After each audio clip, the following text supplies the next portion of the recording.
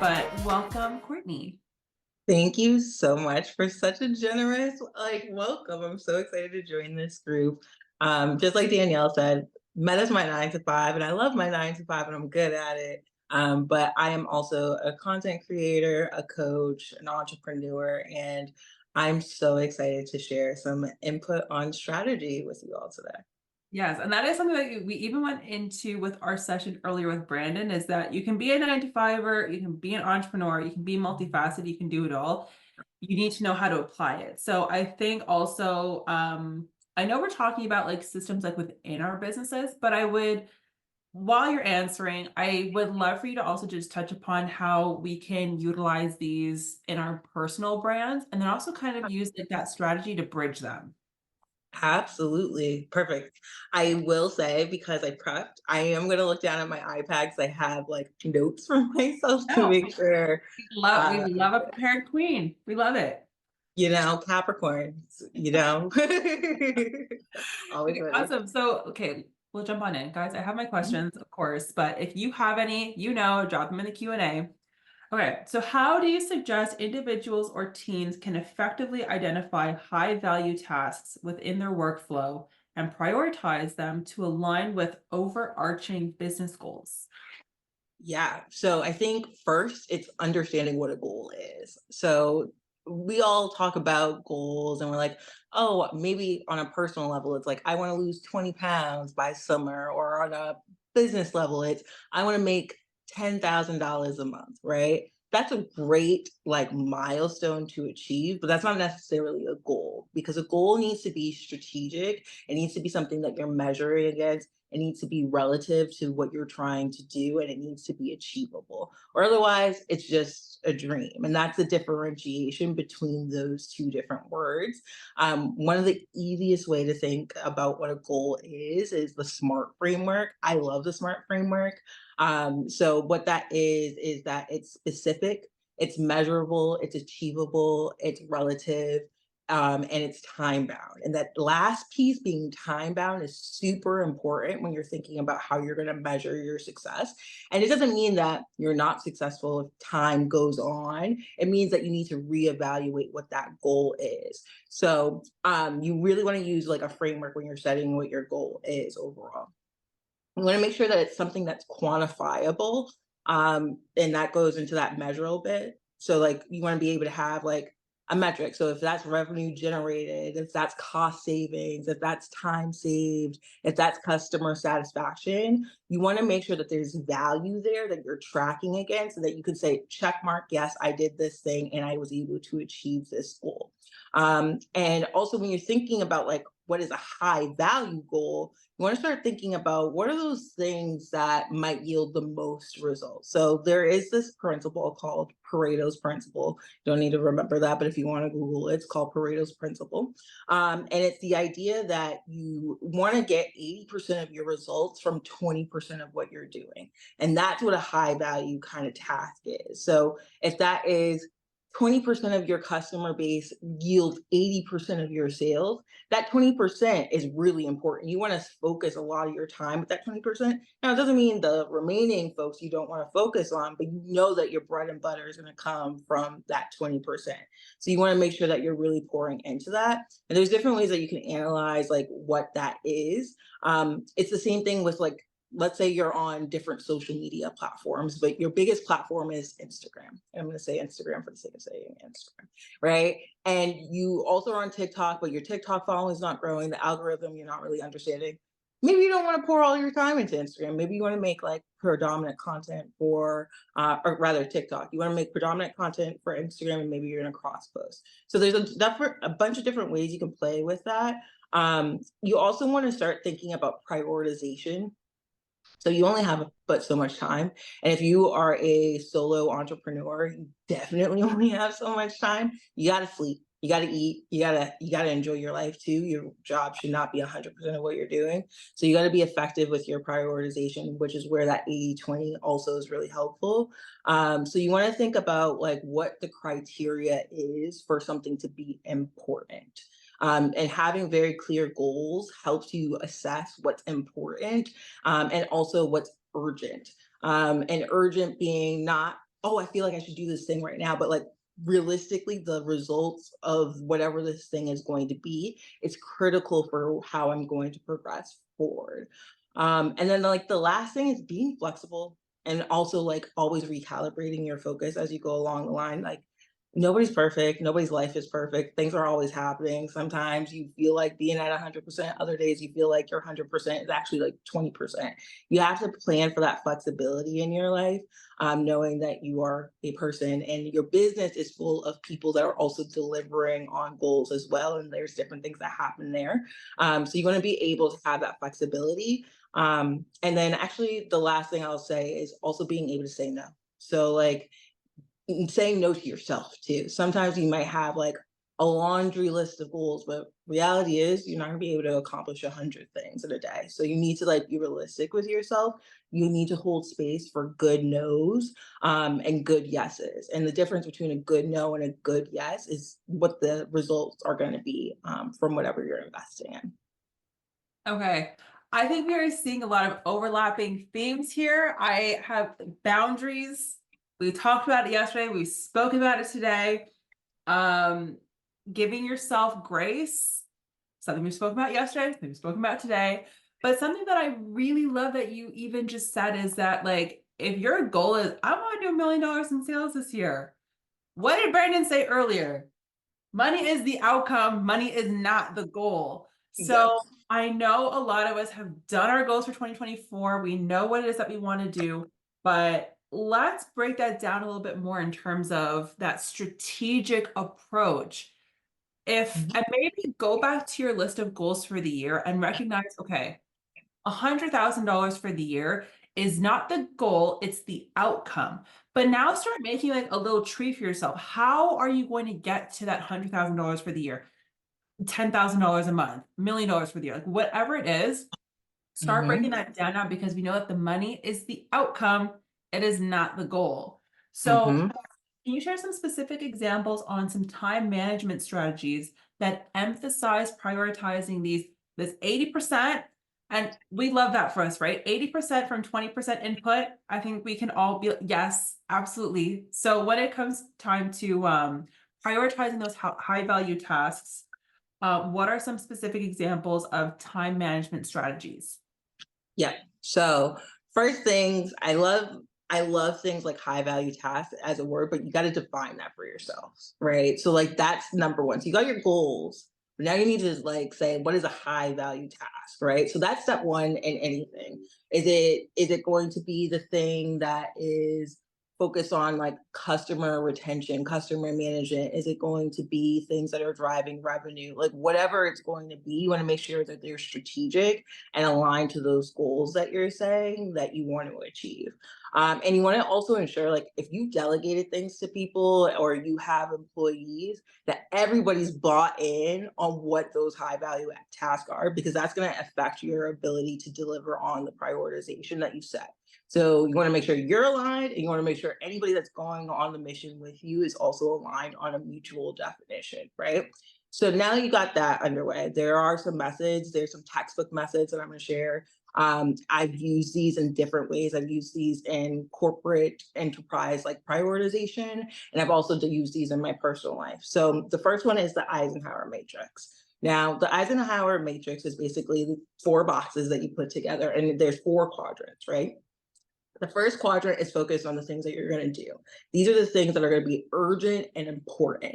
These are things that have deadlines, they have consequences if you don't deliver on them. These are your must do's. When you think about your to do list and you like write out all the things that you must do, and you're like, damn, why is this like 100 things long or whatever it might be? Of those things, you're going to look at it and say, okay, this has a deadline of next week, this has a deadline of next month, whatever. And you're going to stack rank all of those different things. And you're going to assess if they're important. Then there might be some things that are important, but like you don't have a deadline exactly set for them. So the Eisenhower matrix calls those your scheduled things. They're important things. You know that they're gonna like contribute to your long-term success. So you really need to do them, but they're not super critical. So they're not on your like must do right now list. They're on the I need to do this thing, but I'm gonna plan for it in the future, which is why it's called schedule. You need to still deliver on them. You still need to track against them. You need to make sure that you have like metrics to make sure you're driving towards them. Then you're going to have your delegate bucket. So this is the things that are urgent, but they're not super important. They don't require you to do them specifically. So maybe it's like if you have an assistant or you have different parts of your business that you've scaled and outsourced, these are things that you're going to now give to whoever's delivering on those things. They also might be things that as time progresses, like you might want to reassess the urgency of them, because if they don't necessarily require you, why are they actually super urgent? Is it an artificial urgency? And then the last quadrant is the delete. So these are the things that are not urgent, they're not important, they're just something that came into your mind and you put pressure on yourself to get them done. You could put them in the ice box, which is like kind of like the things like your wish list of things you might want to do later, but they are things that you don't need to focus on. You don't need to stress yourself out on. You got other quadrants to think about. Let those ones go. Like if they fall off tomorrow, you won't miss them. And that's how one framework that you can use. The other one is what I was talking about before, which is the Pareto principle, which is that 80-20. Now, this requires you to do a little bit of research into like, what are those things that are going to drive the most for my business? So whether if you're a sales focused business, let's say like for instance, I'm a coach, so service based, and I'm also a content creator. So from a service base, I might work with like, let's say 20 brands a quarter. Some of those brands give me a bigger check. Some of those brands give me a smaller check. If it comes to the point where all my different things are competing interests, and I think I have to like assess and prioritize who I'm going to be able to work with, got to have effective communication in this one, but I will focus on that 20% because that's probably the amount of time I have.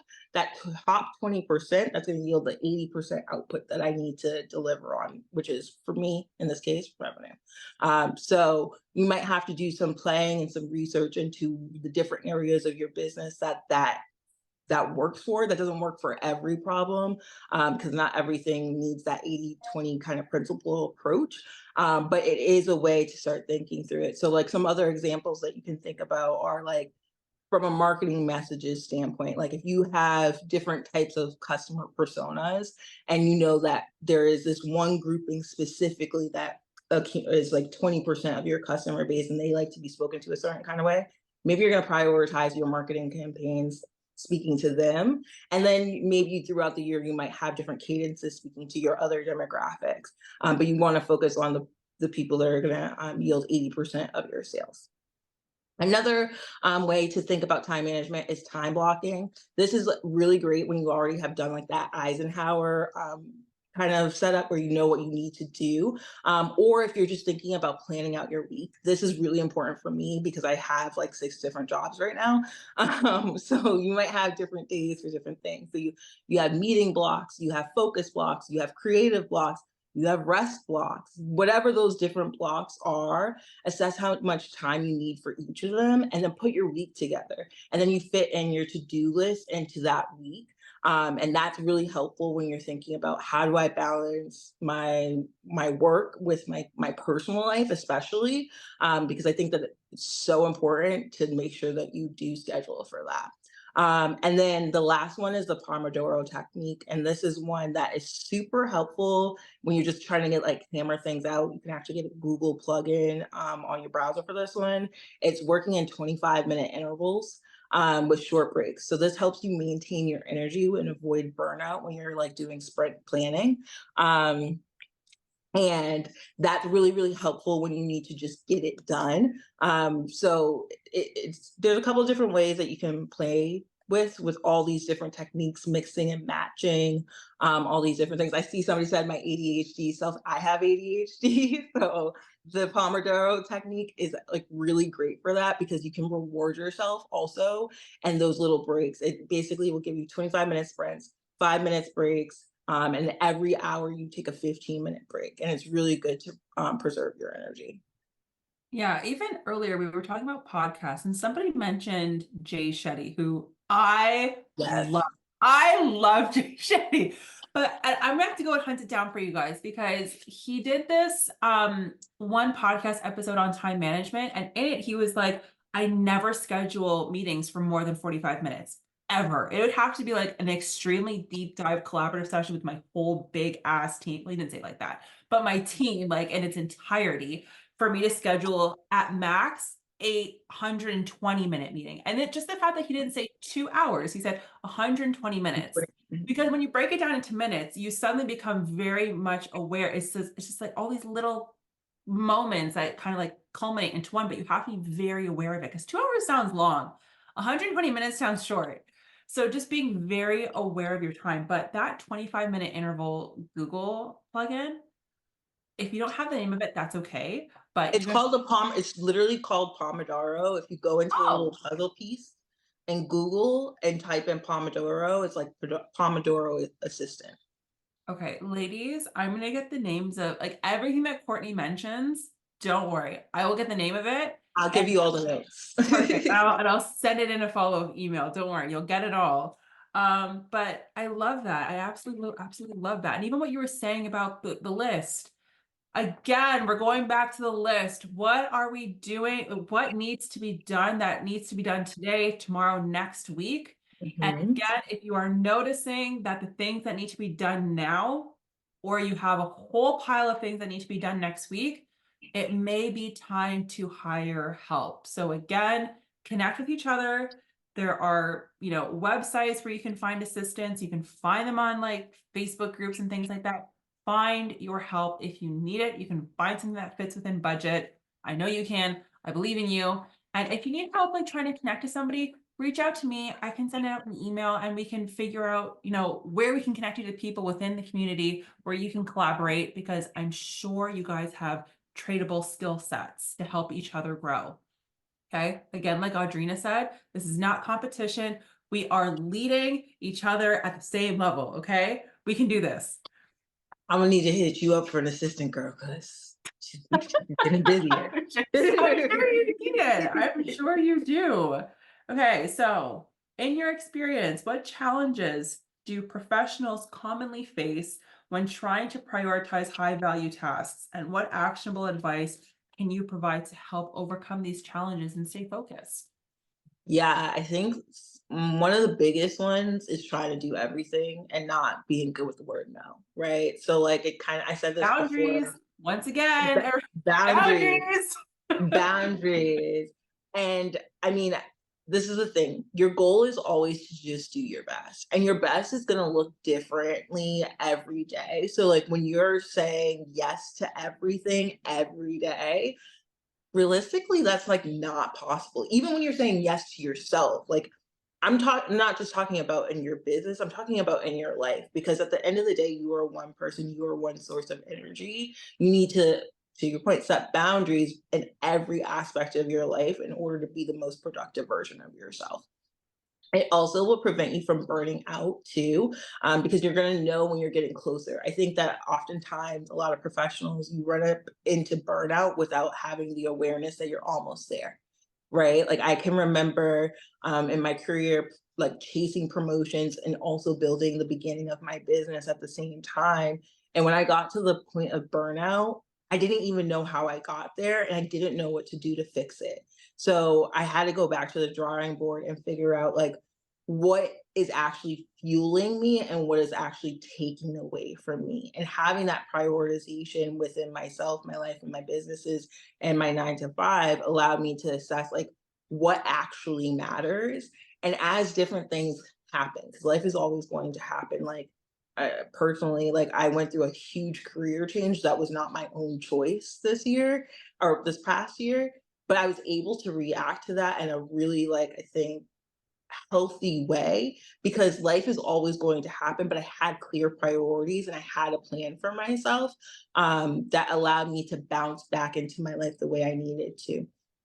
I think there's also this thing that we have that, and I think a lot of women we experience this where we're constantly comparing ourselves to like other people and other things that really don't matter because like those journeys and the things that they're doing don't align to what your journey is going to be. Like, what is it? The comparison is the thief of joy. That's a real life thing. Like, you don't know what somebody else's journey has been to get to where they're at. You don't know what kind of resources, access, or challenges they went through to get to where they're at. You need to compare yourself to yourself, and own yourself, right? Use other people for inspiration. You might not even know that you want something, and that's inspiration, but that's not like comparison or competition. That is inspiration, and quantify and call it that, right?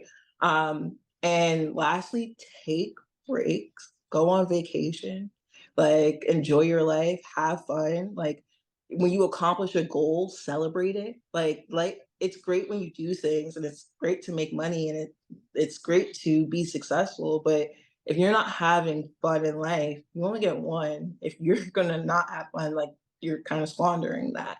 You're squandering also the work that you put into being successful. So like prioritize joy in your life, prioritize being silly, having fun, laughing, doing what fuels you, because it's going to be the energy that you're able to bring back to your business. Yeah, and again, going back to celebrating those small wins, talked about it yesterday, we're going back into it today, is that you will probably like you will surprise yourself in your journey of entrepreneurship. Like the day that you hit your first sale, you should celebrate that. When you do your 10th sale, your 100th sale, you should be very aware that you're hitting the things that you once dreamed of. And if you're not able to recognize those things, you're probably just very weeded. You probably need to like take a step back and be like, okay, if I'm not even recognizing my progress, because if you're not aware of it, it will never be enough. You'll always feel like, oh, but this person's doing this, but you're doing great in your own right as well. So again, give yourself grace, establish those boundaries. And going back to boundaries, Courtney does a lot. We can recognize that Courtney does a lot. She does it all. And a part of doing it all is not doing everything. I'm sure she says no to a lot of things. But one of the best things that I've ever heard is that when you say no to people, you're actually saying yes to yourself and what you want and your goals and your dreams and what you want from life. So get comfortable with saying no, because when you say no to others, you say yes to yourself. So be aware. Yeah. And I saw in the chat, I saw one note that said, looking on social media and that comparison. As a content creator, especially when I first started, that was definitely something I had to work through. Because I feel like I'm a unique person, and I don't have like the same kind of like popular traits as some other creators. And I was comparing myself to a lot of people. Honestly, you have to get out of your head. You have to be intentional about it. And I check myself all the time. And one of the ways that I've found that's super helpful is looking at my own timeline, like looking at my own history to mark like whether or not I'm progressing or I'm regressing. And every single time I do that, I realize I'm progressing. And that to me is that satisfaction that I need. And I put it away. Like I'm not out here to be nobody else except for Courtney Williams, right? Just like I feel like everybody is out here with your own secret sauce, your own amazing magic. Like focus on that. That's your unique proposition to the world. If you try to be somebody else, you're taken away from yourself, right? So that's one of the focuses. And I also saw a comment around therapy. Me and my therapist go together real bad. I encourage everybody to We like this. therapist.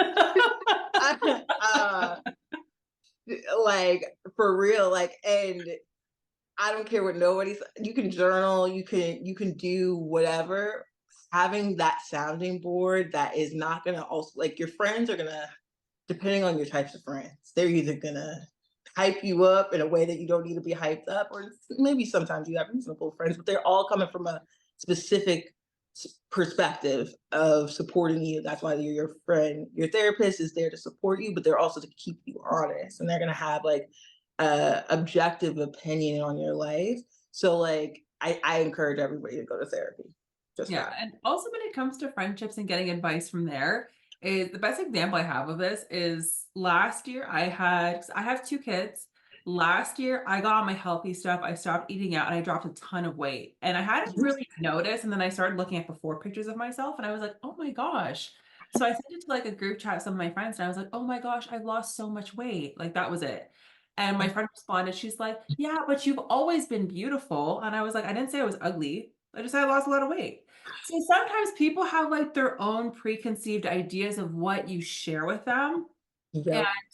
sometimes it's just not what you want to communicate. Sometimes you just want to say like, hey, this happened, and then somebody will like immediately come in with like their opinions and their thoughts and their own observations. But sometimes you just need to send something out to like a third party person who's completely neutral, is just like, yeah, you have, okay, so Yeah. what does that mean for you? And for me, it just meant like, I'm making healthier choices. I'm achieving the goals I've set for myself. And sometimes that's just it. Someone who just holds you accountable to your progress without saying, yeah, but like, you should be grateful, or you should be doing this, or you should be doing that. Sometimes just like, yes, you have done that. Okay. And what do you have next for yourself? So having that Absolutely. type of community around you can be very, very important. Okay. And just one additional note on that. If you're trying to be a better friend, and this is something I just tried, ask people what they need when they share information. Like, how can I celebrate you? What kind of support are you looking for? Did you just want to share? Like, ask those questions. That's just like a pro tip, rather than making a judgment from your perspective, because you don't know what your friend might say. Just a Yeah. plug. And I saw somebody say a comment about like the unique value proposition, peddling that Yeah. back. Because what I love is that like all of our speakers, they haven't seen each other's sessions. So by the time like you're speaking, I'm like, guys, remember what Brandon said this morning? We're not mimicking other people. We are finding our authentic selves, what we are passionate about, and communicating that. We are being ourselves. 2024 is all about authenticity, okay? That's what we're doing. Hmm. Hmm.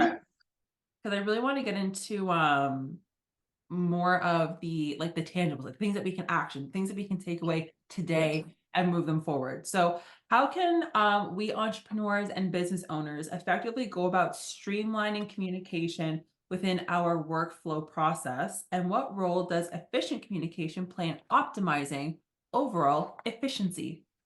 Yes. So I'm about definitions just to make sure we're all grounded in what we're talking about first. So let's like talk about what efficient communication is.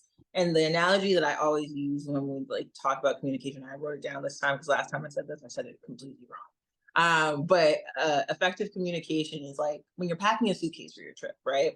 I know that you only got a 50-pound limit, right? And every single time I'm probably at 55 pounds, but this is the thing.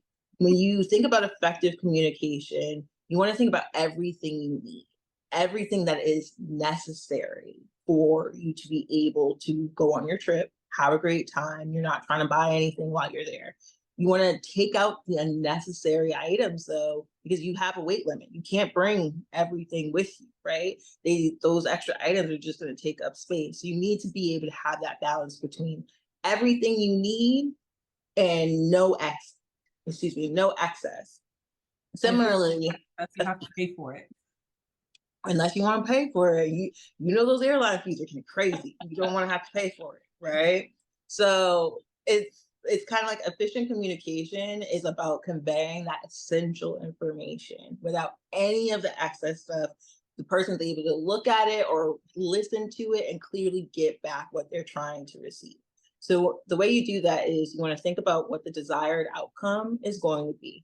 You also want to think about what are the minimal resources to achieve that desired outcome. You want to make sure it's clear and concise, and it's also coming through the right channels for the people that are trying to receive that communication, or the people that you want to receive that communication. And also keep in mind, communication is not just like, hi, this is the thing. It's also the active listening, right? So it's not just like what you share, it's also how is it received, and what kind of feedback you get from that. And you also want to make sure that you have the right tools to receive that. So the easiest example is like social media, right? So like you post something, let's say you post a poll, right? And you ask people like, hey, what do you think about this product? And you have people voting on that. Now it's on you to respond to that, right? You need to actually listen to the information that you were given, not just go with the plan that you had originally. Or otherwise, that's like kind of disengaging for your community, because then it's kind of like, well, why did you ask me? right? So think about effective communication as a two-way street and not just like from you to the person that's trying to be communicated to. Love that. Yeah, even just put in the chat, everybody. One of the best things I've heard is that communication isn't just like la la la la la. I have something to say. Mhm. It's message sent, message received. And Yes. so if it doesn't land the way that you wanted it to land, that's for you to take back, readjust, and say, okay, like, do I need to adjust context? Do I need to adjust body language? Like, do I need to adjust the medium in which this, conversation happened? So it's not just what you send out, it's how it lands. And if you're noticing that it's not landing, it has nothing to do with the audience. It has everything to do with you and how you need to adjust maybe the way that you approach that or the people who you're approaching. So, Mhm. can you share some examples of successful implementations where the automation of repetitive tasks has significantly improved your workflow efficiency? So, where has like um, doing something over and over again, where has that really improved the things that you got to get done? Yeah.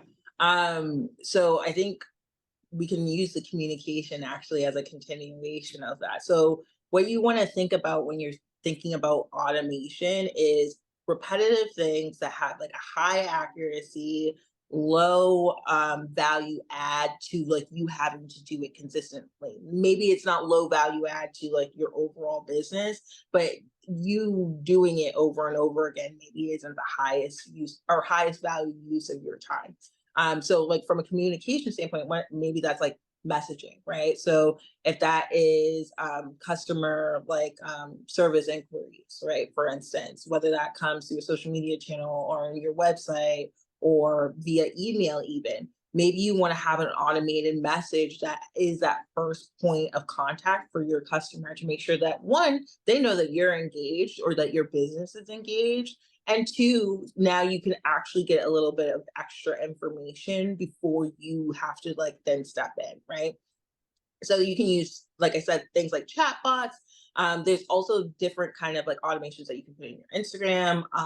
Another one that is kind of like an underrated one is like when you have your automated email messages. One of my girlfriends, it's brilliant that she does this, but she puts a 24-hour SLA service lead time agreement on her email response. So her automated responses, you'll get a response back from me in 24 hours. So like at least the person knows that, and that she's acknowledged that she's received the email, but it will take at least 24 hours for the response depending on what day that comes through. So like think about like what are those things that are value add to your business but are repetitive tasks outside of just communication. You could also think about things like invoice processing.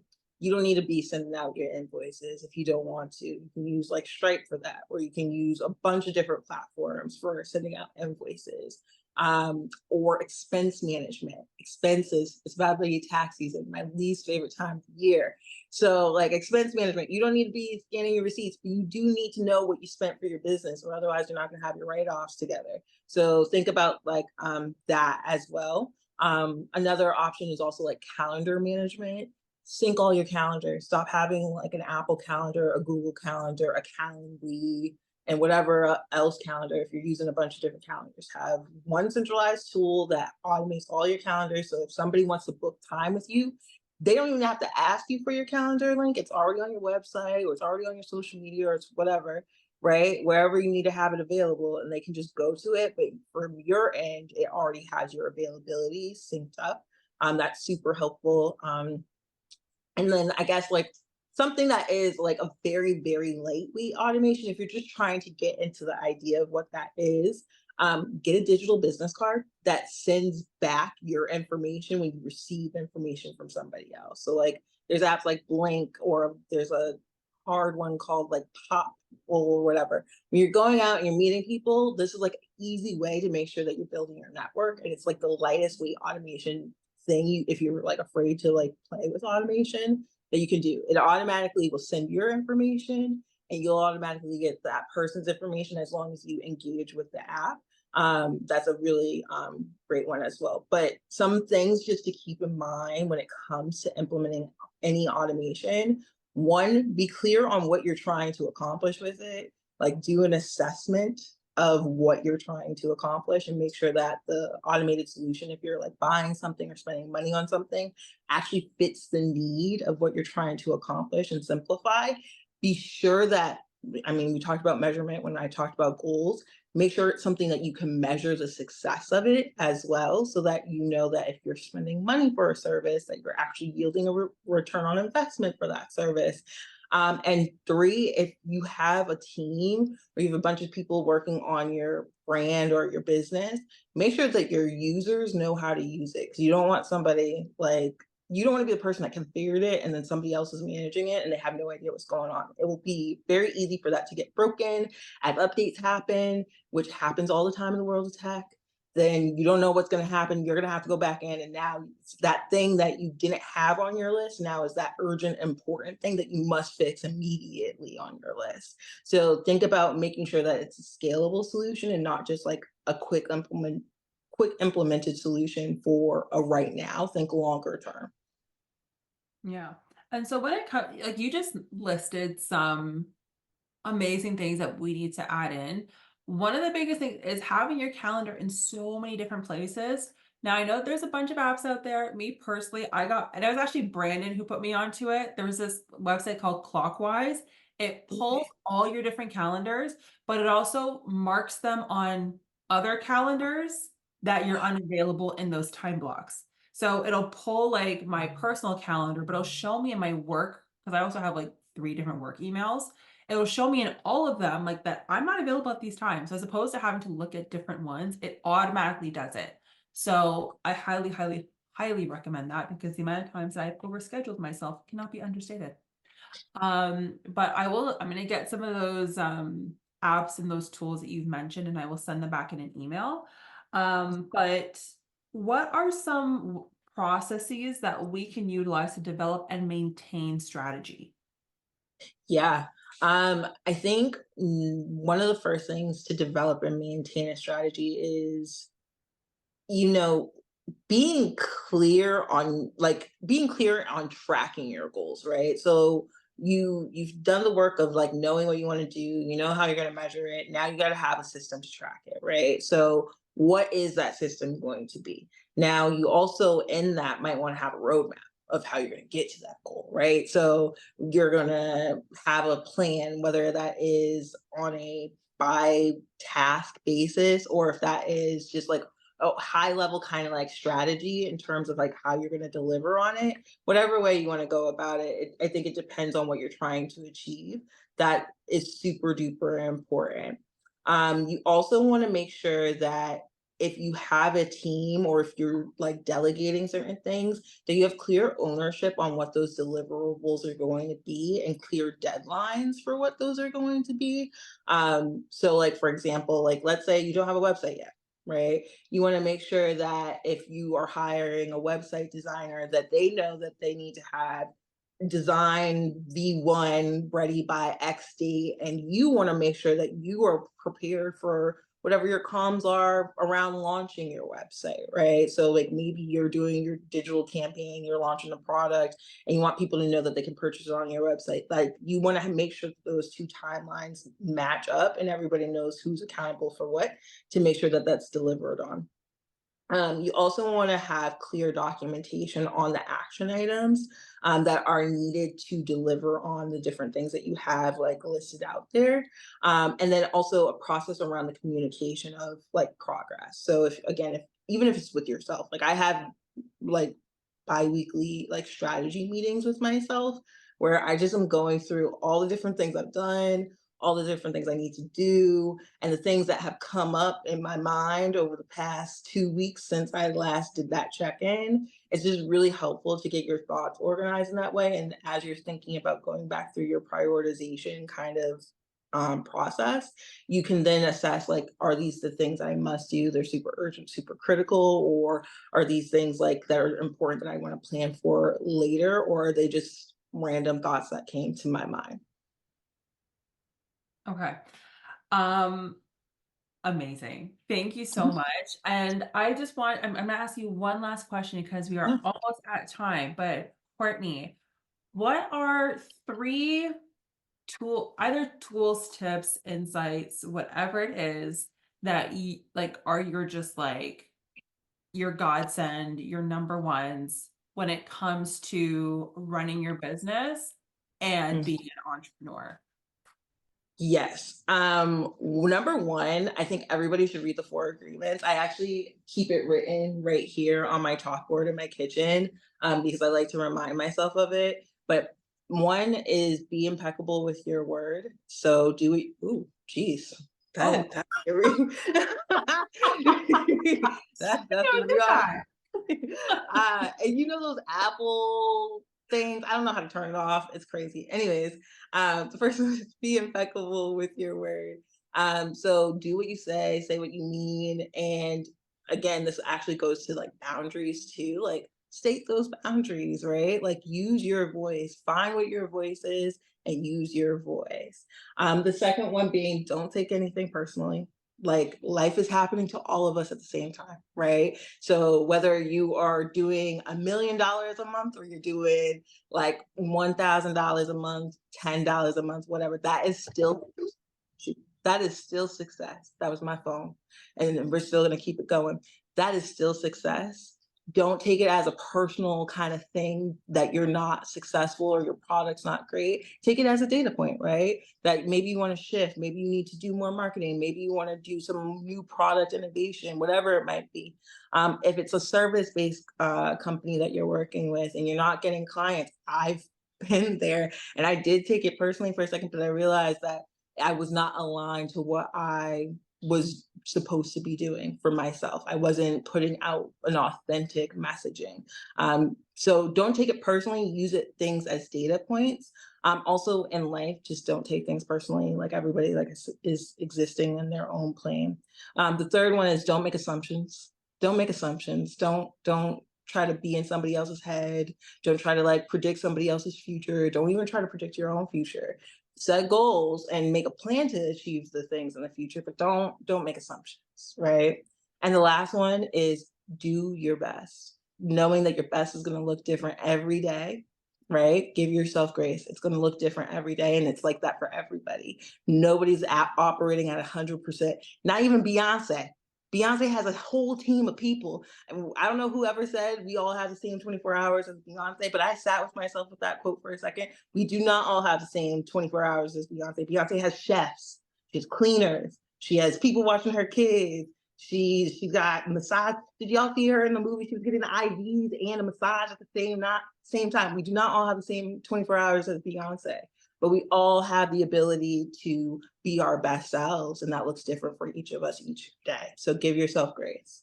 I'll keep it at those. Or actually, one last thing: stop comparing yourself to people. That's the last thing. Stop comparing yourself to people. Trust your journey, trust your purpose. I'm learning that in my own life right now. Like 2024 is about to be the most incredible year of my life. And that's because I've been focused on myself and my purpose and nobody else's. And when you align yourself with that kind of energy, you open doors for yourself that you couldn't even see. But when you're focused on other people's paths and other people's journeys, it's a distraction. Focus on yourself. And that's what I got. Yes, very much pour into yourself and let others benefit from the overflow. I love Mhm. this. Thank you so much. If anybody has any questions, we have 4 minutes. And if not, then I'm just going to say thank you so much for coming on. You just shared. Yes, please take a sip. Yeah, sorry. Please take a sip. Yeah, no, like this has been absolutely amazing. You've definitely rounded out a lot of the things that we've heard from our other sessions, but you've also really given us those tangible takeaways, those things that we're like, okay, I need to go write this list. I need to be more goal oriented. I need to focus on X, Y, Z, and the other. Like you've given us some really great actionable. So thank you. Thank you. Thank you so much. Everybody, please go find Courtnee on I Instagram. can share.